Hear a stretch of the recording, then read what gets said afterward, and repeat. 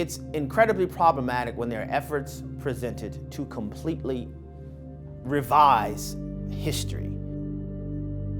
Whoever records or puts pen to paper to write about history, their ideological framework or worldview shapes what they write. And I think there will be many attempts of people who question the veracity of the Christian origins of America, who want to rewrite history in such a way. There's a massive effort by those on the radical left to completely rewrite the history of America. What's behind this revisionist history, and what are they seeking to accomplish? I think what this country has represented is a lot of good things. We're not a perfect country, as human beings are certainly not perfect. But this country has done a lot of great things. I think the American history has a lot to be proud of, and I think Americans should be proud of that. I think there's been a long-term push, especially in education, not just the K-12 level, but certainly from higher ed, to basically turn around Americans and make them think that, well, not only is our past unexceptional, it's exceptionally bad. And I think that that narrative is so big in society now. Part of this long-term push comes in part by the 1619 Project. This heavily scrutinized and widely debunked project attempts to claim that America was actually founded in 1619. The 1619 Project, an initiative from the New York Times, was essentially launched, in my mind, to almost erase the true history of America, almost to suggest that all of America's ills, all of the problems that we deal with can be traced back to the issue of slavery. The 1619 Project that the New York Times has created, which says America is just a systematically racist country and always has been since 1619, when slaves were first brought here. And there's nothing else important about America, not our history of freedom, not the Declaration of Independence, which led to the erasure of slavery because it was so incongruous with our founding values. Morgan Zegers is the founder and CEO of Young Americans Against Socialism. There's a lot of concerning aspects about the 1619 Project, but specifically coming from my angle of concern for the rise of socialism and Marxism and that divide in our country, it's pretty much cultural Marxism when you look at trying to divide massive groups of people in order to get a political gain. When you have a position to where you're revising history, where America is always the big bad wolf, America is always the enemy, that you cannot see any good in America, it results in a populace that is primed to embrace socialism. And this misinformation is being taught directly to our students in public schools. The Pulitzer Center announced that the work of the 1619 Project has been used to create curriculums in some 4,500 classrooms since August of 2019.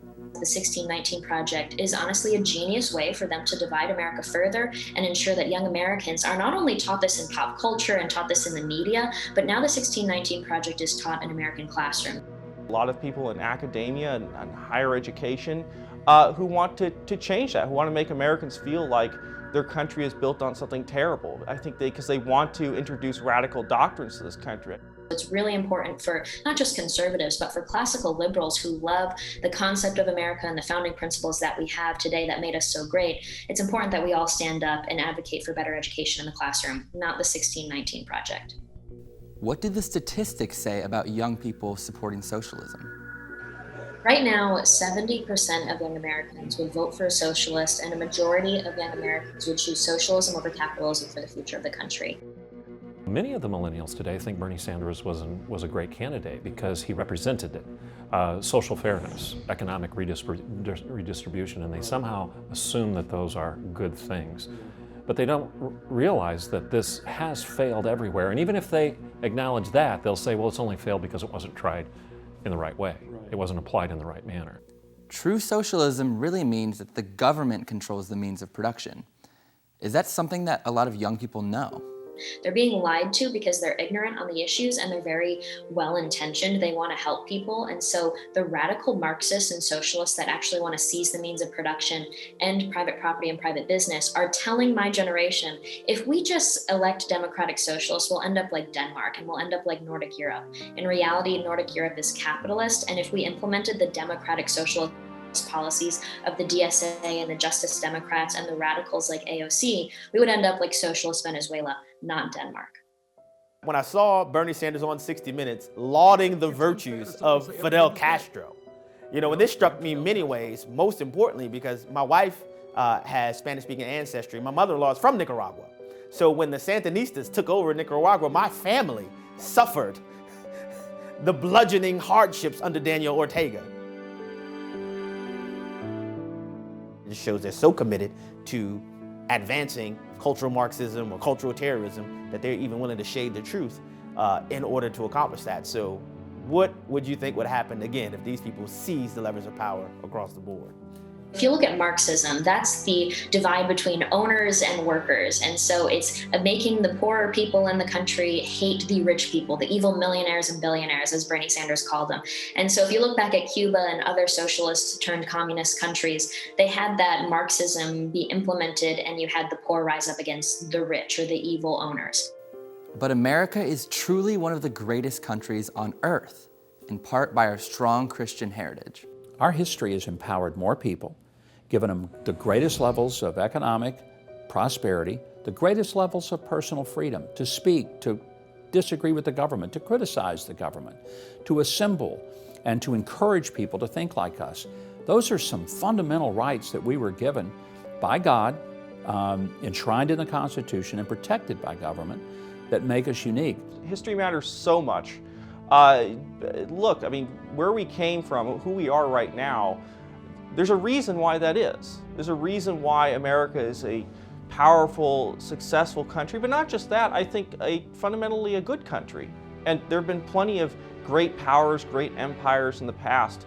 I think America was built on something very different. I think we were a great country even when we were a very small country, when we were a very young country. I think we've built upon things in the United States that have made us a beacon of hope and liberty for people around the world. As Ronald Reagan said, that freedom is always one generation away from extinction. It is up to parents to transmit that to their kids, and it's also up to schools, hopefully, to transmit that, although we can't always trust the schools to do that. So we don't want to be the generation that fails to transmit that legacy of freedom to the next generation. And I think Americans do have to stand up for the truth. I think they have to stand up for the good in our history. We want to build off of our history, not destroy it.